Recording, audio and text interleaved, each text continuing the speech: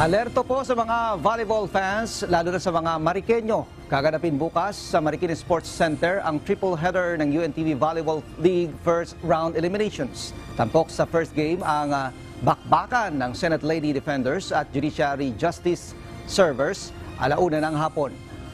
Hangad ng Senate na makamit ang ikatlong panalo, habang nais namang maka-bounce back ng Judiciary matapos matalo nitong Huwebes kontra AFP Lady Gunners. Susubukan naman ng Ombudsman Graftbusters na madungisan ang malinis na 3-0 win-loss record ng AFP sa kanilang pagtutuos sa second game alas 3 ng hapon. Hawak ngayon ng Ombudsman ng record ng isang panalo at 2 talo. At sa main game, babanggain ng DFA emissaries ang PNP Lady Patrollers alas 5 ng hapon. Mayroon ng 2 panalo at 1 talo ang PNP.